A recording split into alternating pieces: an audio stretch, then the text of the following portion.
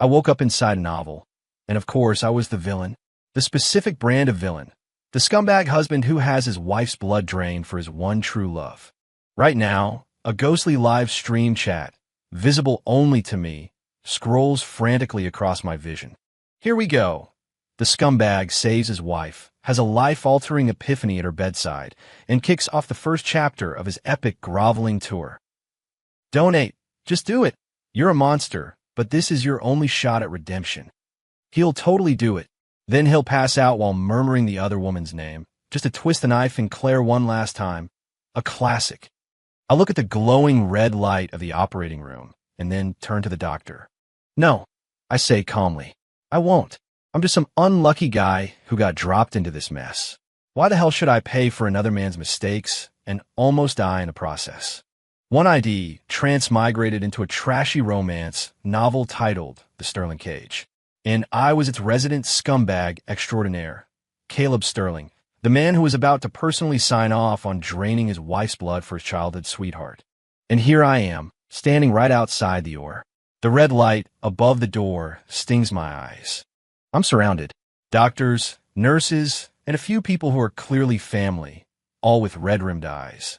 They're all staring at me, their expressions a toxic cocktail of pleading, fury, and a bizarre hint of entitled expectation. Mr. Sterling, Ms. Evans is hemorrhaging. You're the only one with this rare blood type who can save her.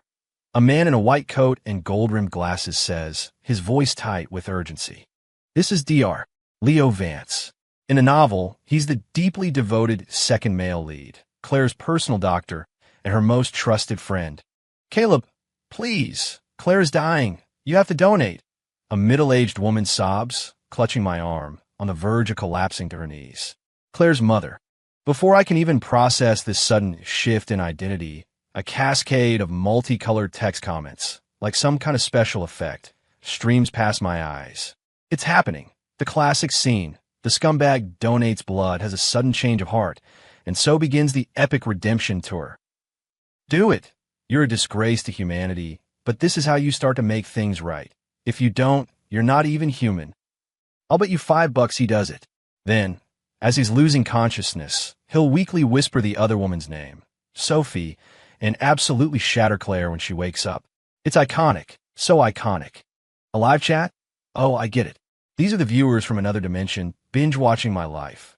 Or rather, binge-watching Caleb Sterling's spectacular fall from grace and subsequent grovel fest. In the original story, Caleb does donate the blood. The volume required is so massive that he nearly dies himself, landing him in a hospital bed for 2 weeks. It's during this time that he has his grand epiphany, realizes he actually loves Claire, and then embarks on a long and painful journey to win her back. In the end, after losing a leg in his company while saving Claire from kidnapping, he finally earns a lukewarm, "I guess I forgive you." Recalling that brutal ending sends a chill down my spine. I'm supposed to take the fall for the original guy's crimes, trade my life for a ticket to a redemption tour I never asked for. Why? I'm just a guy who wants to live, for Christ's sake.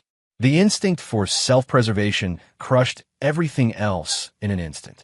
I look at the operating room's ominous red light, then at the ghostly comments from an audience waiting for the drama to unfold. I smile. Then, under everyone's shocked gaze, I turn to the doctor and, speaking calmly and deliberately, I say it. I won't. Those two words hang in the air, and the entire hospital corridor seems to freeze. Claire's hysterical mother stops crying. The frantic Dr. Vance stares dumbfounded. The nurses and other family members look at me like I've just grown a second head. After a brief pause, the live chat explodes. What did he say? I won't. Did I hear that right? That's not in the script. Director, this actor has the wrong lines. HOY crap. No donation. What about Claire? Does he want her to die? Scumbag. Monster. This isn't just being an asshole. This is murder. Claire's mother is the first to snap out of it. She lunges at me like a furious lioness, hand raised to slap me. I sidestep easily, and she stumbles forward. Caleb Sterling, you heartless bastard. If Claire dies, I'll haunt you from my grave, she shrieks, her voice piercing. I dig a finger in my ear. It's a little loud. Dr. Vance steps forward, adjusting his glasses. His eyes, magnified by the lenses, are filled with disappointment and contempt. Mr. Sterling, I always thought you just had the wrong way of showing your love for Claire. I never imagined you actually wanted her dead. She's pregnant with your child, for God's sake. That last line unleashes a fresh wave of condemnation from the onlookers. The live chat goes into overdrive. She's pregnant. Holy hell, he's letting them both die. Even a monster doesn't kill its own offspring. Caleb Sterling is worse than an animal. Somebody knock some sense into him. Make him donate. I look at the self-righteous Dr. Vance and find the whole situation absurdly funny. Dr. Vance. My voice is quiet, but it cuts through the noise, silencing everyone. You just said I have the wrong way of showing love. Mrs. Evans here says I'm heartless. In all of your eyes, I, Caleb Sterling, am a complete bastard who has done nothing but torture Claire and make her life a living hell, correct? Dr. Vance frowns. He doesn't say anything, but his expression is a clear confirmation. Claire's mother glares at me with pure hatred. I spread my hands, a picture of innocence. Exactly. So if I'm such a terrible person, an irredeemable scumbag, why would I risk my own life to save a woman I supposedly despise? Do you people have some kind of beautiful, heroic misconception of what the word scumbag means? My words hit them like a bomb, leaving them all stunned. He's right. Why would a universally acknowledged villain perform a selfless, heroic act? The logic doesn't track. Dr. Vance opens his mouth, but no words come out. Claire's mother is frozen, having forgotten to continue her hysterics. The live chat has stalled. Holy crap. That logic. I can't even argue with it. Yeah, why would the villain save her? It's completely out of character. But the point is to save her life. Who cares about logic? He kind of has a point, though. I'm done dealing with this slow-witted crowd. I turn and stride toward the elevators. Caleb, stop. Dr. Vance yells from behind me. You can't just leave. I don't even turn around. Oh, by the way, I say, pausing as if I've just remembered something. I glance back at him with a smile. Dr. Vance, weren't you always saying you love Claire more than I do? Here's your chance. There are national blood banks, registries for rare donors. With your resources, I'm sure you could track someone down, right? I'm giving you the opportunity to be the hero. You're welcome. With that, I step into the elevator and press the close door button. The metal doors slide shut, sealing off the looks of shock, fury, and utter disbelief on their faces. The air of freedom. Smells damn good. 3. The elevator has spotty service, so the live chat is buffering. Fine by me. Peace and quiet. I lean against the cold metal wall, closing my eyes to sort through the memories of the man whose body I now inhabit. My head is throbbing, like someone forcibly downloaded an 800-episode soap opera directly into my brain. Caleb Sterling, 28, CEO of Sterling Corporation. Claire Evans, 25, his wife of 3 years. Sophie Grant, 26, Caleb's childhood friend, the frail and delicate one that got away. Dr. Leo Vance, 28, Claire's doctor, the man who has been secretly in love with her for years. The relationships are simple. The plot is pure melodrama.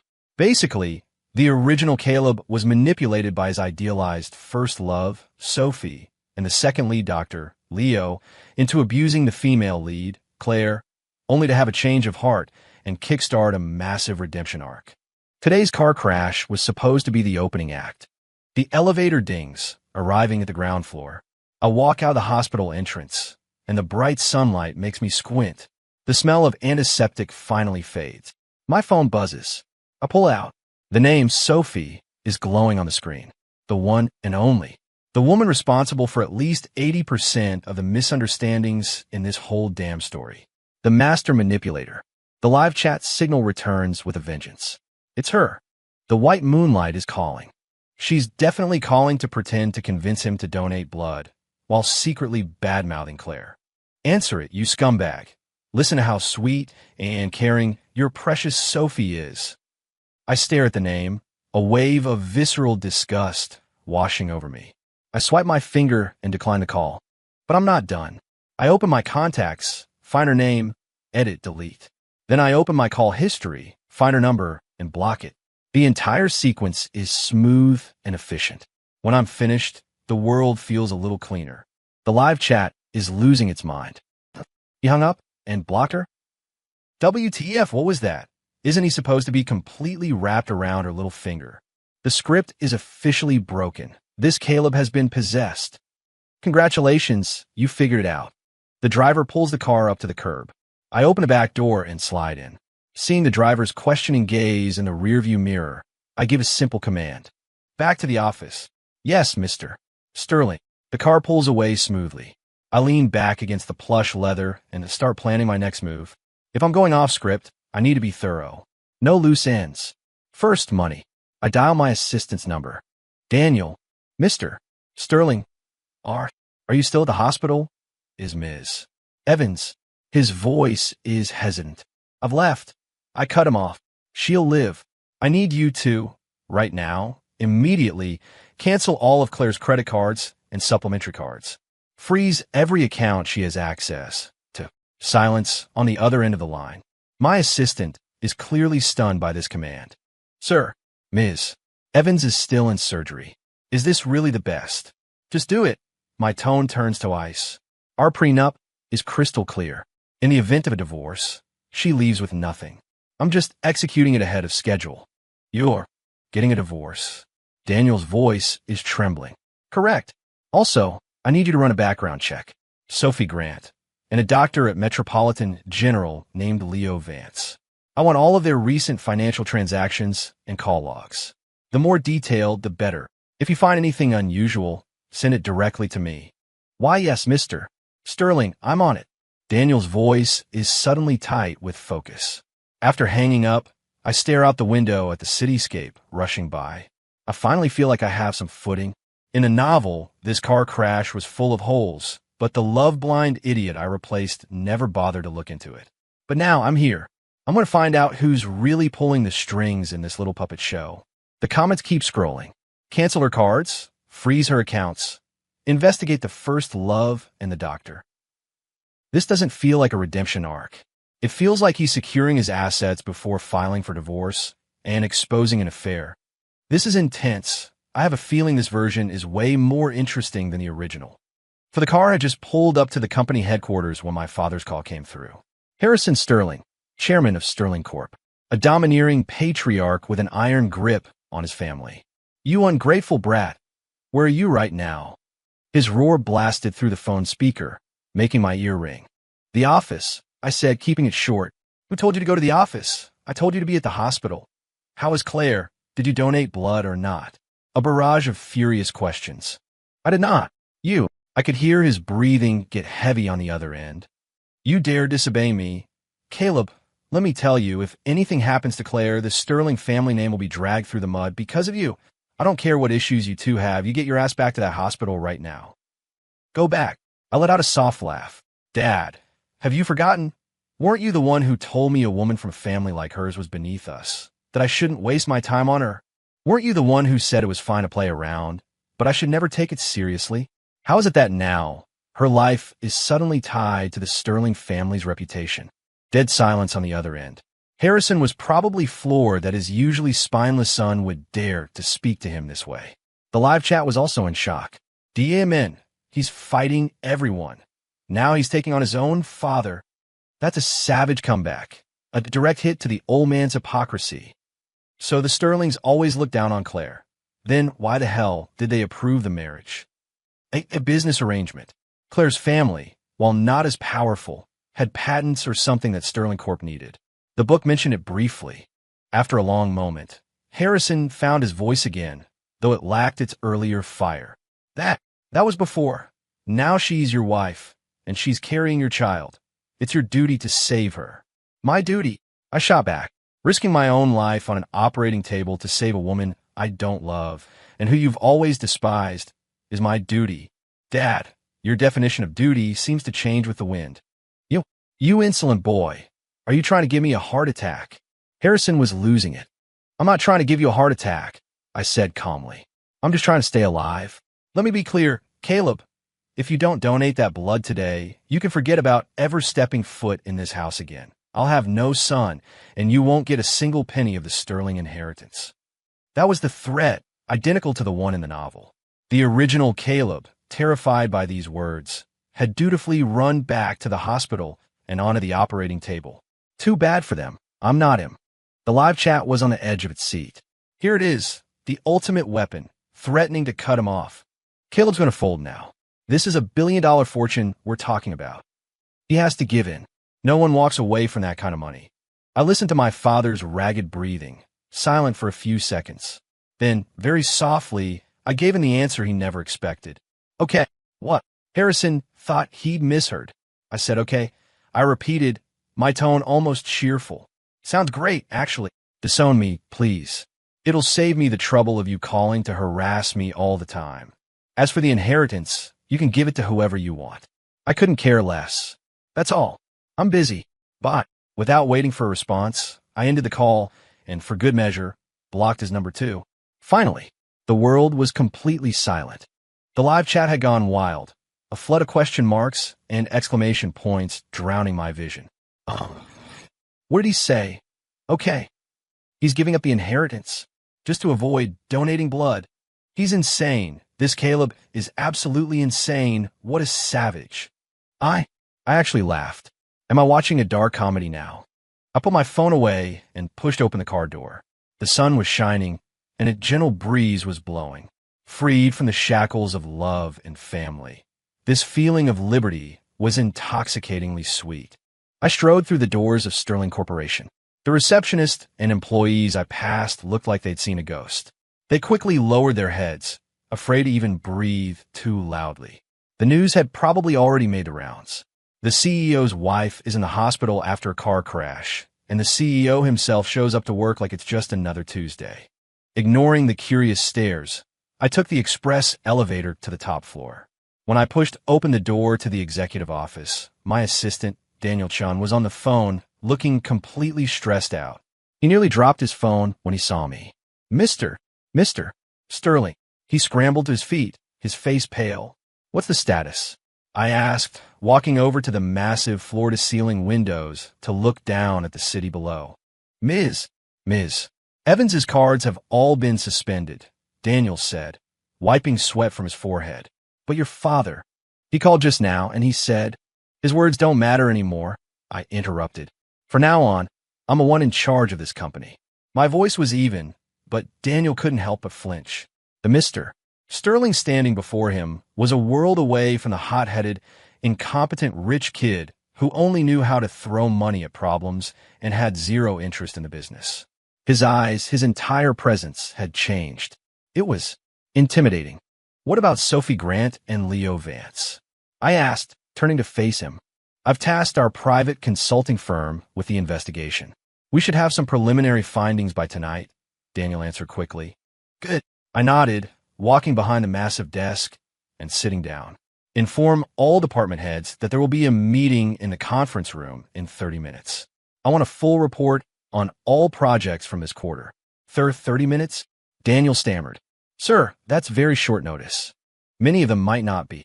If they can't make it, they can submit their resignation letters tomorrow, I said, opening my laptop, no longer looking at him. Yes, I'll notify them immediately. Daniel didn't dare say another word, turning and practically sprinting out of the office. 30 minutes later, the conference room was packed. The silence was deafening. Everyone sat ramrod straight, their faces grim. Files were open on the table in front of them, but their eyes kept darting nervously in my direction. I scanned the room. The director of marketing was a balding man in his 40s, currently dabbing his forehead with a handkerchief. I remembered from the original Caleb's memories that this man was a distant cousin of Sophie Grant's. He'd gotten his position through her influence and had funneled a considerable amount of company money her way. Let's begin, I said, tapping the table. Marketing, you're up. The director flinched and quickly got to his feet. Mr. Sterling, this quarter, we primarily sponsored several high-profile fashion galas and art exhibitions, featuring the celebrity Ms. Sophie Grant as our brand ambassador to Elevate. How much did it cost? I cut through his corporate jargon. Roughly $30 million. And what was the sales conversion rate from that spending? What are the specific metrics on brand exposure? Have you calculated the ROI? My rapid-fire questions left him speechless, and the sweat on his brow intensified. Well, these events were primarily for brand prestige. The returns aren't immediately quantifiable. He mumbled. Prestige. I scoffed. Is this company a charity? You spent $30 million just so your celebrity niece could walk a few more red carpets.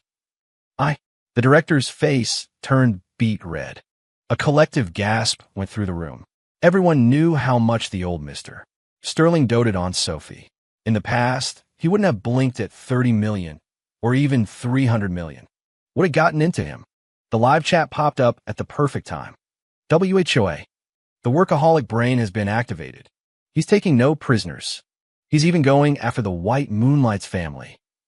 That was a brutal takedown. So satisfying. Is this really the same love-obsessed CEO? He's like a different person. Ignoring the room's shock, I fixed my cold gaze on the director, who looked like he was about to pass out. I'll have the audit department take a very close look at those expenses. As for you, you're suspended, effective immediately. Meeting adjourned.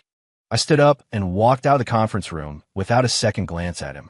Behind me, I left a room full of stunned silence and 100 pairs of terrified, confused eyes. I knew, as of today, things at Sterling Corporation were about to change, and I was going to be the one in charge. 6. Back in my office, I had barely sat down when Daniel knocked and entered. He was holding a tablet, his expression grave. Sir, we have some of the information you requested.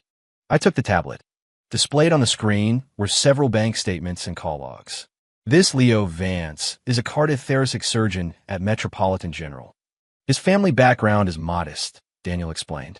However, an overseas account in his name received 2 anonymous wire transfers in the last 3 months, totaling $5 million. Oh, I raised an eyebrow. A regular doctor with $5 million in untraceable income. Interesting. Have we tracked the source of the funds? Not yet. The sender was careful, using an offshore shell corporation. It'll take some time, Daniel said. However, we did get call records. He swiped the screen, bringing up another document. In the week before Ms.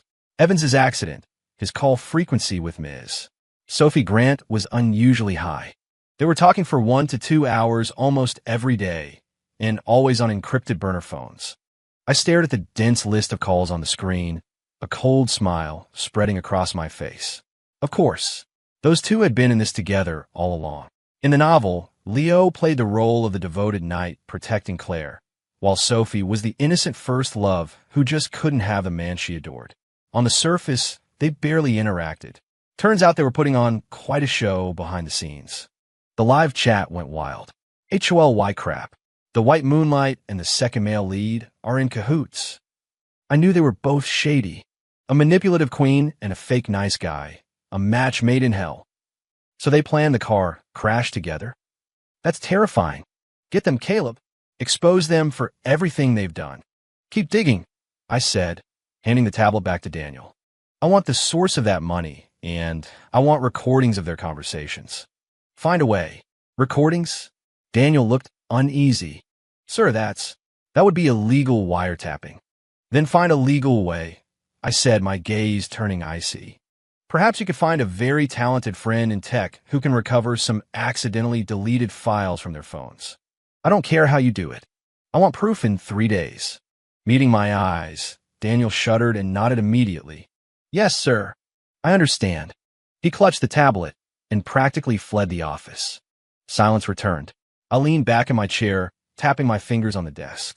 A car crash, a blood donation, moral blackmail, a hero swooping in to save the day. It was a pretty sophisticated scheme.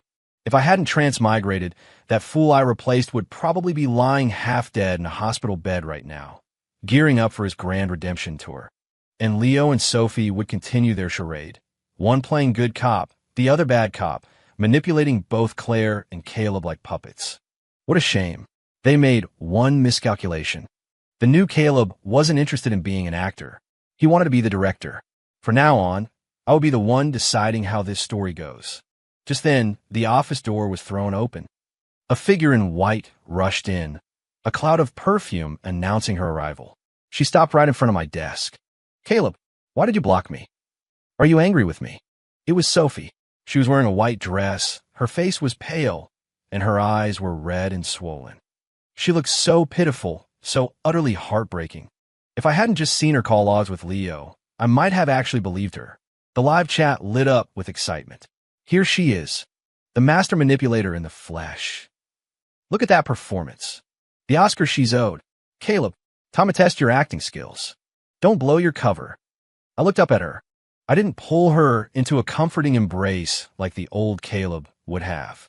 I just stared at her, my face a blank mask. Who let you in? 7. My voice was cold, completely devoid of emotion. The look of grief and hurt on Sophie's face froze instantly. She had probably never been spoken to in that tone by me before. Caleb, what's wrong? She asked, inching closer, trying to take my hand. Her voice was thick with unshed tears. I heard about what happened to Claire, and I was so worried about you. You wouldn't answer my calls, so I had to come myself. Are you blaming me for what happened with Claire? It's all my fault. If my health wasn't so poor, you wouldn't have. As she spoke, tears began to fall like pearls from a broken string. It was a masterful performance. If I didn't know the script, I would have applauded her for her kindness and deep affection. The live chat chimed in with commentary. A textbook example of manipulative speak. Translation: Claire's in the hospital and you're at work? You must not love me anymore. That's some next-level blame shifting. Truly an artist at work. I watch her act, feeling bored. Worried about me? I leaned back in my chair, moving away from her outstretched hand. Or were you worried that I didn't donate blood and messed up your little plan? Sophie's eyes widened. The color drained from her face in an instant. Her lips trembled, and she couldn't form a single word. What? What are you talking about? I don't understand. You don't understand? I laughed. Let me make it perfectly clear. I stood up, towering over her. Don't think for a second I don't know about you and Leo Vance. That $5 million. Are you enjoying it? Using my money to stage a car crash to get at my wife, and by extension me. Sophie, your scheming is so loud I could hear it from across the Atlantic. Every word was a hammer blow, striking her right in the heart. She went completely limp, slumping in the chair, her eyes vacant as if her soul had been ripped out. No, that's not it. Caleb, let me explain. She babbled incoherently. Explain. I pressed a button on my intercom. Security, I need you upstairs. The live chat had gone completely nuclear. HOLY crap. He knows everything. He just laid it all out. That was so savage. He didn't beat around the bush at all. Sophie's face is priceless. Ha ha, this is amazing. Wait, what about Claire? Is she still alive? Right? I almost forgot about the female lead. I picked up my phone and dialed Daniel's number. What's the situation at the hospital? Mr. Sterling, Ms. Evans is out of danger. Daniel's voice was bright. The city blood bank had a spare unit of her blood type on hand. The surgery was a success, and she's been moved to a VIP recovery suite. Understood. I hung up, a weight lifting from my chest. Good. The protagonist's plot armor was strong enough. At least I wouldn't be on the hook for indirect murder. Now I could proceed without any reservations. 2 security guards quickly arrived. Mr. Sterling, I pointed at the shell-shocked Sophie. Please escort this young lady out. From now on, neither she nor any dogs are permitted to set foot in this building without my express permission. Yes, sir. The guards flanked Sophie, who was as limp as a rag doll, and began to drag her out. Caleb, you can't do this to me. Everything I did it because I love you. Sophie finally broke down, her voice a shrill cry. I love you. Have you forgotten? You promised you would marry me. I watched her being dragged away, a pathetic sight, and could only find it laughable. Love? Her love was a web of calculation and control, a tool to satisfy her own selfish desires. If anyone wants that kind of cheap love, they can have it. I, for one, am not interested. 8. With Sophie gone, the air in the office felt cleaner. Next on the agenda, a visit to my dear old dad. I had the driver take me straight to the Sterling family estate. As expected, the moment I walked in, I saw Harrison sitting on the living room sofa, his face like a thundercloud. Standing next to him was a middle-aged man in a suit who looked like a lawyer. Looks like they had the disownment papers ready to go. So you decided to show your face. Harrison slammed his hand on a coffee table, trembling with rage. I thought you'd abandoned this family for good. Weren't you the one who said if I didn't donate blood, I shouldn't bother coming back. I walked over to the opposite sofa, sat down, and poured myself a glass of iced tea. Don't worry. I'm here today to make a clean break. My response left Harrison speechless, his face turning an even darker shade of red. The lawyer, seeing his chance, pushed a file across the table toward me. Mr. Sterling, this is the agreement drafted by your father, he said. According to this document, you will voluntarily relinquish all shares and inheritance rights to Sterling Corporation. Furthermore, all personal real estate and assets under your name will be transferred to your father as compensation to the family. In short, you'll be leaving with nothing, the lawyer concluded, his tone professional but with a hint of pity in his eyes. He probably thought it was a sad state of affairs for a wealthy heir. The live chat was in an uproar. Why hell? He's really being forced out with nothing. That's beyond cruel. That's his own son. Is Harrison a monster? He's willing to destroy his son for an outsider. Fight it, Caleb. Don't you dare sign that. I picked up the agreement, didn't even bother to read it, and flipped straight to the last page. I grabbed a pen and, with a flourish, signed my name, Caleb Sterling. The action was swift, decisive, without a hint of hesitation. Both Harrison and the lawyer were stunned into silence.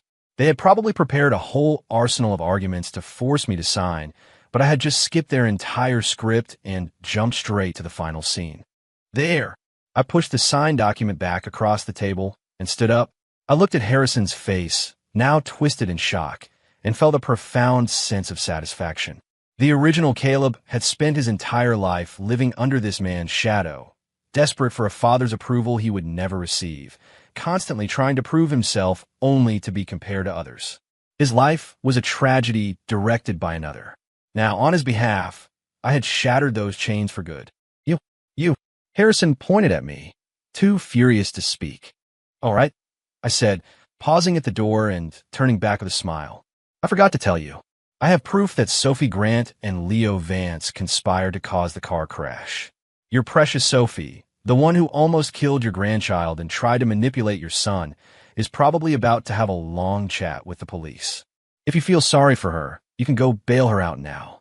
After all, you were willing to disown your own son to protect her, weren't you? Without waiting to see the full spectrum of emotions on his face, I pulled open the door and walked out into the brilliant sunlight. I took a deep breath. I felt truly alive. Stripped of the Sterling heir title, I felt lighter than ever. From now on, I was just Caleb, a normal guy but finally free. The live chat had become a waterfall of comments. Absolute legend. I hereby declare Caleb Sterling my new hero. He signed away a fortune with that much style. He's one of a kind. Those last words were a dagger to the heart. Old man Sterling is going to have a stroke. So, he really gave up everything? How is he going to survive? Survive? I felt for the bank card in my pocket. It was from the original Caleb's personal slush fund. It wasn't a huge amount, just a couple $100 million or so. More than enough for a fresh start. Who says you have to be miserable just because you've been cut off? My life, the life of Caleb Sterling, was just beginning. 9 cutting ties with the Sterling family went surprisingly smoothly. My father, likely still reeling from our confrontation, seemed eager to scrub my name from the family records as quickly as possible. Fine by me. It saved a lot of hassle. I didn't return to the original Caleb's opulent but soulless mansion. Instead, I had Daniel find me a high-end apartment in the city center. It wasn't huge, a couple of thousand square feet, but the security was tight and the views were spectacular. Standing by the panoramic window, watching the endless stream of traffic below, I felt for the first time that I truly had a space of my own. Sir, there's an update on the investigation you ordered. Daniel sent an encrypted file to my new phone.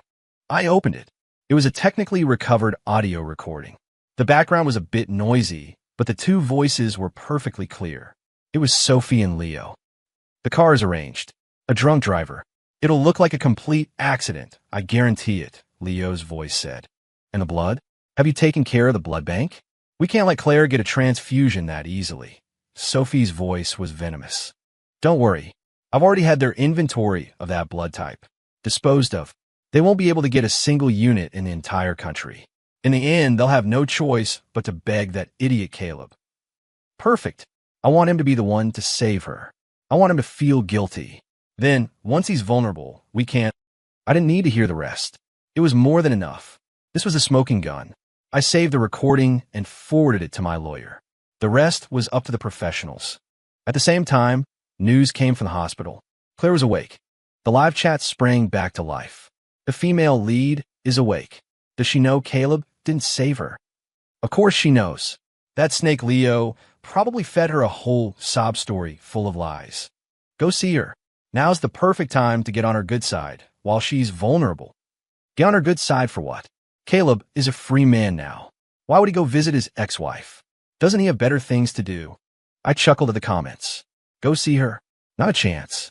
We were already divorced, at least in my mind. The paperwork was just a formality. As far as I was concerned, we were strangers.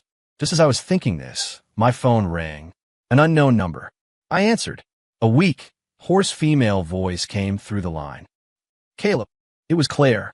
Her voice was filled with disbelief and some other complex emotion I couldn't place. It's me, I answered flatly. Why? She asked, her voice trembling. Why didn't you save me? Did you really want me to die that much?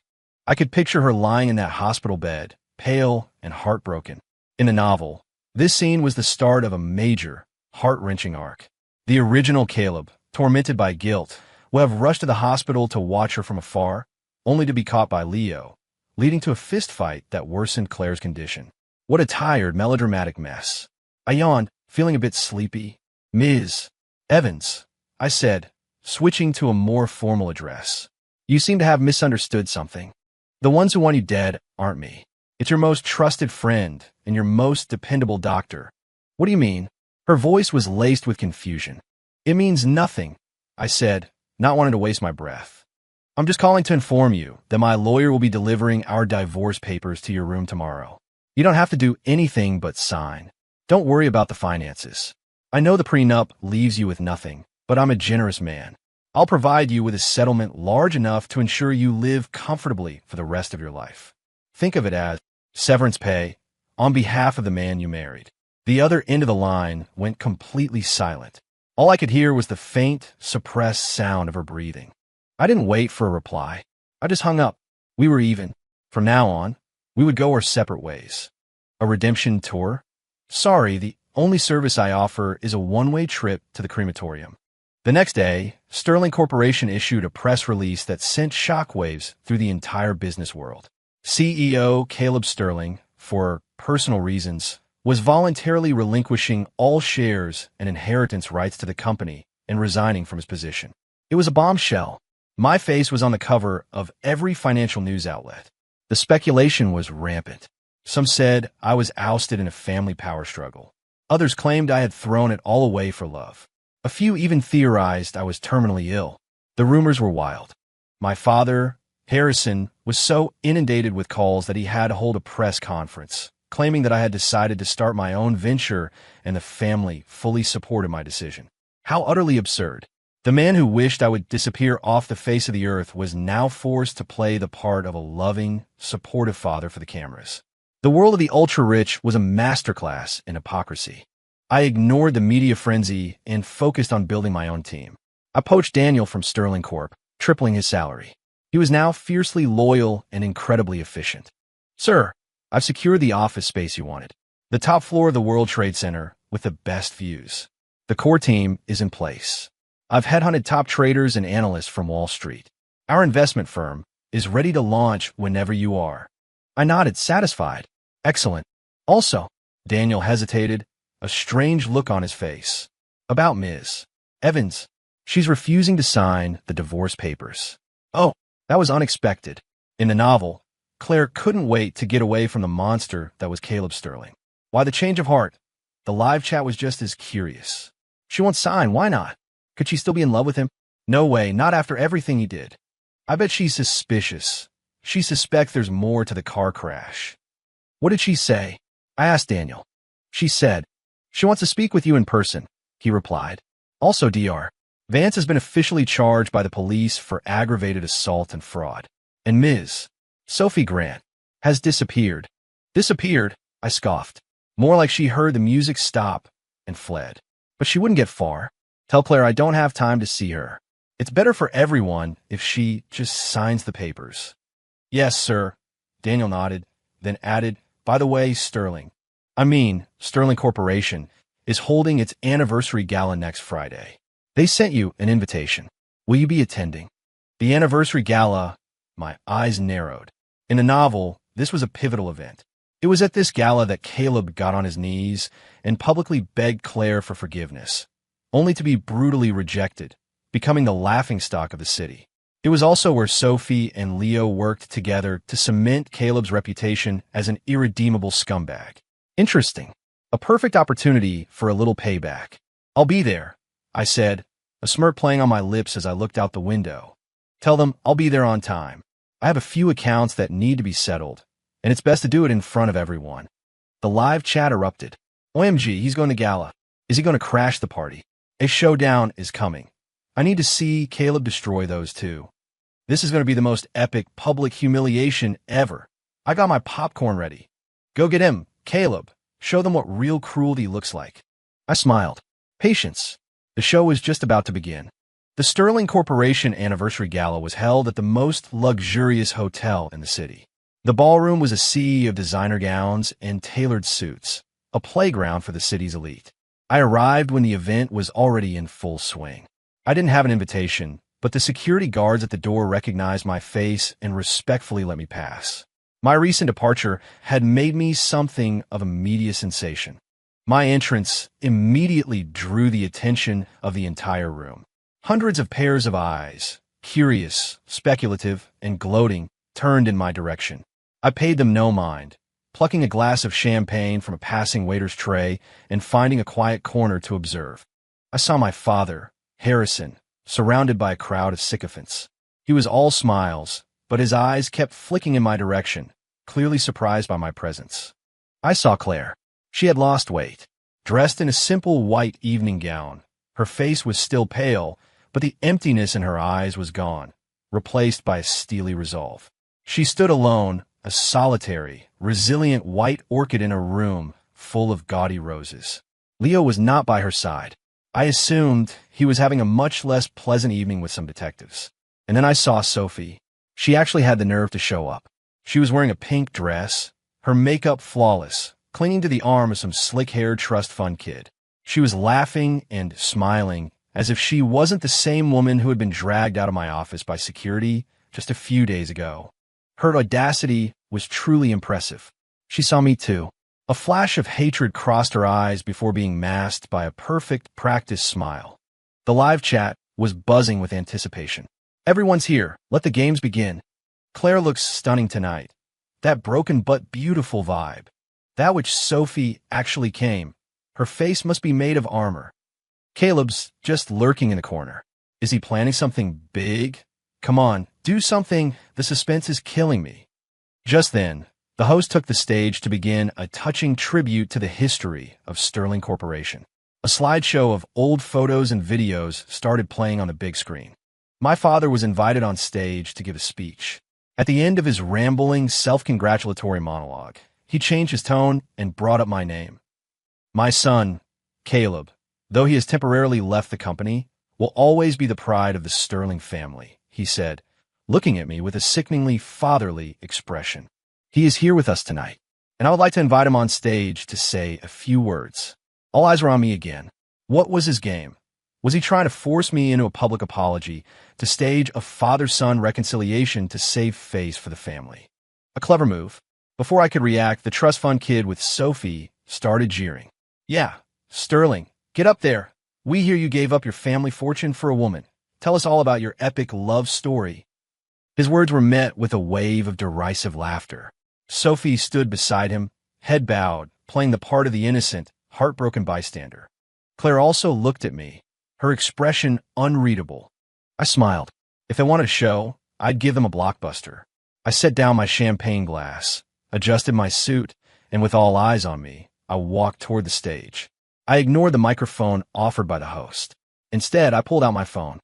Sorry to interrupt, I said, a slight smile on my face. Before I begin my speech, I'd like to show you all a very interesting video. I connected my phone to the massive screen behind the stage.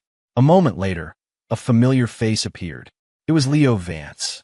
He was sitting in an interrogation room, looking haggard. Across from him sat my lawyer. The entire ballroom fell silent. The video was crystal clear, the audio sharp. Dr. Vance, let's confirm this one more time. My lawyer's voice was calm and professional. The car accident involving Ms. Claire Evans was orchestrated by you and Ms. Sophie Grant. Is that correct? Leo looked up, his eyes filled with regret and despair. He nodded, his voice hoarse. Yes. And your goal was to cause serious injury to Ms. Evans, then use Mr. Caleb Sterling's rare blood type to pressure him into donating, thereby making him feel a sense of guilt toward her. Is that correct? Yes. During this, Ms. Grant was responsible for ensuring no outside blood supply was available, while you were responsible for morally blackmailing Mr. Sterling and Ms. Evans's family at the hospital. Is that correct? Yes. Each yes from Leo was like a sledgehammer striking the heart of every person in that room. The entire hall was shrouded in a dead silence. Everyone stared at the screen, jaws agape, as if they were watching a shocking crime thriller. Harrison's face had turned a deep shade of purple. He stood next to me, shaking uncontrollably. In the audience, the color had completely drained from Sophie's face. She tried to run, but the people around her held her in place. The trust fund kid who had been mocking me moments earlier now looked at her, as if she were a piece of garbage. But the most shocked of all was Claire. She stood frozen in the crowd, her eyes glued to the screen. She swayed on her feet, nearly collapsing. She covered her mouth as silent tears streamed down her face. Her cool, composed eyes were now filled with disbelief, agony, rage, and the utter shattering of her world. The video continued. My lawyer played the audio recording Daniel, and I had recovered. The venomous, triumphant voices of Sophie and Leo filled the grand ballroom. I want him to be the reason she loses his baby.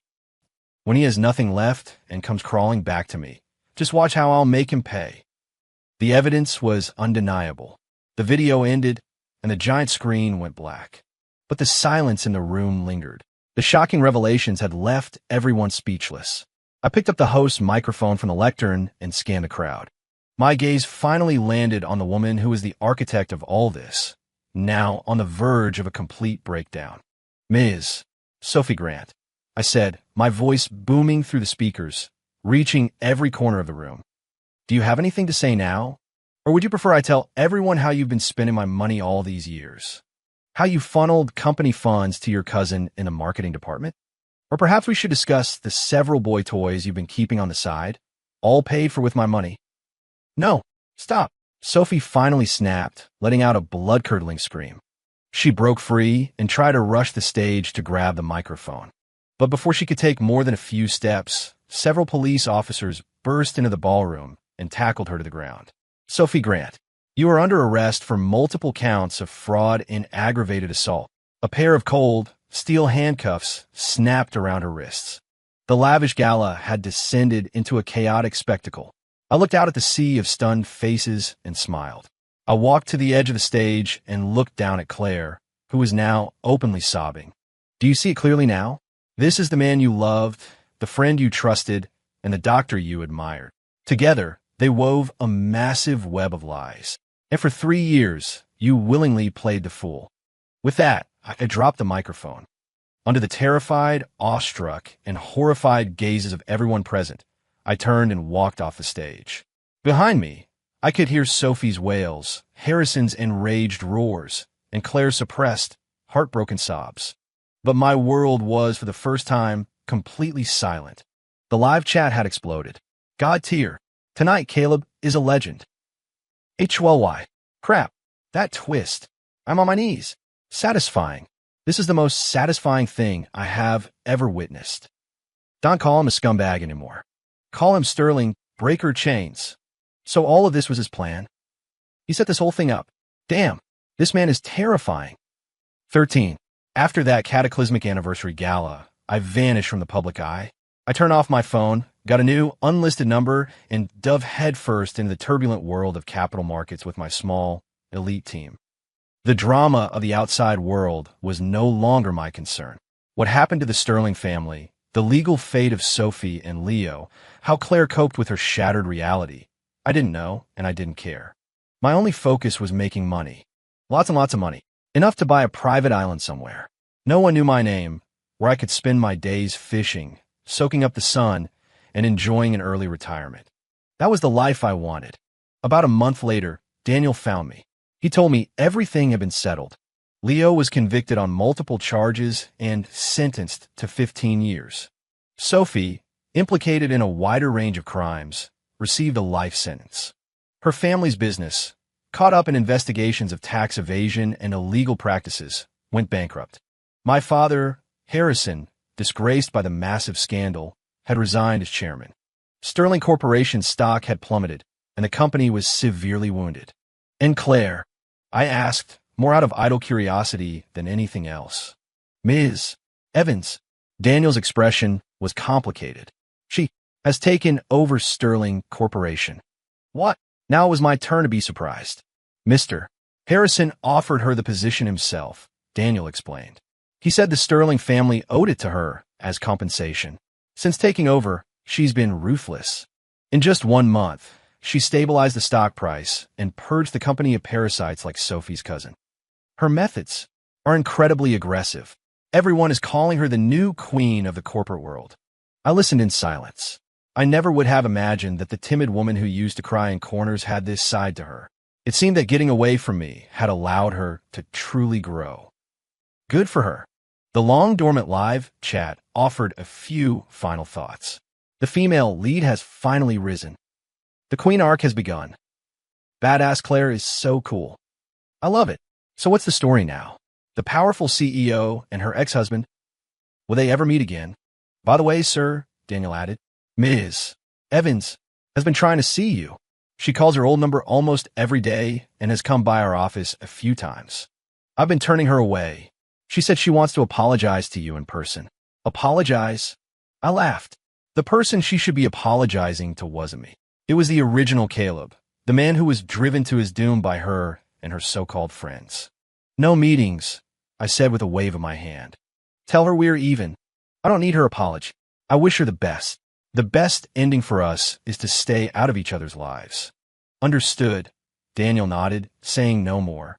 I looked out the window at the bright sun. On my monitor, a trade I had just executed closed. The number in my bank account grew by another significant digit. The taste of freedom and money was sweet. As for love, what's that? Can you eat it? 14. 2 years passed in a blur. My investment firm became a legend in the industry. My instincts were sharp, my decisions swift and brutal. I led my team through several brilliant campaigns, and we made a fortune. I became known as the Wolf of Wall Street, a titan of capital. But I knew the truth. I was just a guy trying to retire as early as possible. Those 2 years were the best of my life. Free from family obligations and melodramatic plots, I could finally live as I pleased. I skied the Alps, dived the Great Barrier Reef, and watched the Great Migration in Africa. I bought a private jet, a yacht, and properties all over the world. I had become the person the original Caleb, or perhaps the person I myself had always wanted to be. I thought I would never cross paths with anyone from my past again, until at the World Economic Forum in Switzerland, I saw her. Claire. She was on stage, delivering a keynote speech as a representative of China's most promising young entrepreneurs. She wore a sharp, tailored black suit. Her hair was up, and her makeup was impeccable. Her eyes were confident and unwavering. She stood under the spotlight, speaking fluent English, eloquently analyzing future economic trends. The fragile, pale woman from 2 years ago was completely gone. She had truly become a queen. The live chat, silent for so long, flickered in my mind. Whoa, Queen Claire is a total boss. Caleb is here too. They're finally in the same room again. A historic reunion. Go say hi. Is it weird that I kind of ship them now? Her speech ended to thunderous applause. As she walked off the stage, her path took her right past my seat. Our eyes met. She paused for a fraction of a second, then gave me a small, polite smile and a nod. It was the kind of acknowledgement you give a business acquaintance you recognize but don't know well. I nodded back in response, and then she walked past, without stopping, without a word. An aisle and a world of distance separated us. That evening, at the closing gala, I was standing on the terrace, nursing a drink and feeling the cold night air. A figure came to stand beside me. It was Claire. "Long time no see," she said, her voice calm. "Long time no see," I echoed, raising my glass. "You seem to be doing well," she said, studying me with a faint curiosity. "You too," I replied. It was the truth. She was more dazzling than I could have imagined. A comfortable silence fell between us, punctuated only by the wind, which lifted a strand of her hair and brushed it against my cheek. "About that day," she finally said, her voice soft. "Thank you." I knew she meant the anniversary gala 2 years ago.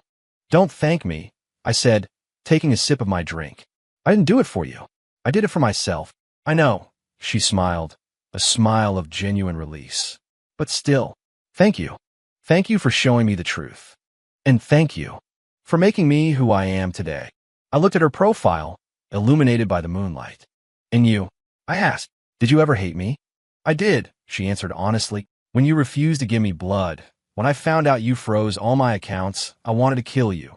But after I learned the truth, the hatred was gone. I just felt that we were both ridiculous. Like two puppets on a string, forced to hurt each other, never knowing that someone else was pulling the strings. Now, the strings are cut," she said, turning to face me, her eyes shining with a startling intensity. "We're both free." I looked at her, and a genuine smile spread across my face. She was right. We were both free. 15. "So, what are your plans now?" Claire asked. "Make more money, then retire." I shrugged. "Find a place where nobody knows me and become a happy fisherman." "A fisherman?" She laughed. "The great titan of capital dreams of being a fisherman." "What's wrong with that?" I countered. "Watching the ocean every day, feeling the breeze, no more dealing with fake people and their backstabbing games. Sounds perfect to me." She looked at me, a flicker of envy in her eyes. "It does sound nice." "And you?" I asked. "Planning to be a queen for the rest of your life?" "I don't know." She shook her head. "I'm taking it one day at a time. But for now, I enjoy being in control of my own life." "That's good." We talked for a while longer about mundane things. Markets, projects, the global economy. It felt like catching up with an old friend. It was peaceful, natural. There was no awkwardness, no resentment, and certainly no lingering romance.